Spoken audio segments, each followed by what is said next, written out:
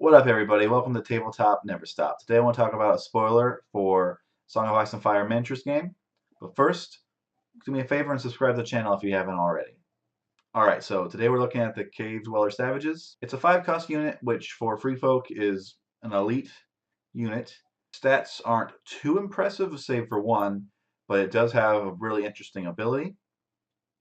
So let's talk about him. He's speed 6, which actually I take it back. That's a good stat too, especially when we kind of see what his role is. How fast he is going to be very helpful for him. Speed 6 hits on 4s with a dice line of 7, 5, 4. Again, good for the free folk, but not that exciting, in general. Defensive 6, which is horrible, and this is cool. A morale of 4 up, which should give him some survivability. And then he has this crazy ability, Ruthless Savagery. Each time this unit attacks, it may select one of the following bonuses. This attack gains +1 to hit for each of the defender's destroyed ranks, or this attack gains Sundering, or this attack gains Vicious. For each of the defender's destroyed ranks, it may select one additional bonus. So all of a sudden this guy seems pretty interesting. He is a finisher. He's awesome at taking out already injured units. Totally deadly.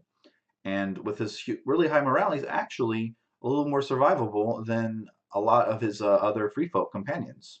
Sure, the Spearwives and the Raiders have better defense on a 5, but if you look at the morale, it kind of evens out. Those units generally, if they're hit, you expect them to take at least one or 2 points of morale damage, whereas the Cave Dweller is going to be able to shrug off that morale and not be affected by it. Also less vulnerable to Cersei and things like that. So he's actually got a fair amount of survivability. But of course, the interesting thing to talk about is Ruthless Savagery. Not only does it allow you to attack wounded units on a 2-up or a 3-up, but it also gives you some pretty interesting versatility. So obviously, if you're attacking a unit with full health, you're not going to use the +1 to hit because it won't do anything. So you have the option to choose between Sundering and Vicious, which, depending on the target, either one of those could be the better way to go. I also kind of feel like this is the missing piece of the raid leader. The unit with the raid leader gets an attack off. Hopefully, knocks a rank off the enemy, and then you run in with your Cave Dweller Savages, and they're getting their +1 to hit bonus. Maybe put some Sundering on it, and boom! All of a sudden, the free folk have a unit that's actually scary to get hit by. So I'm definitely really intrigued by this. Every time there's a new free folk unit, my first thought is like, oh, are we going to finally get a 4-up armor unit?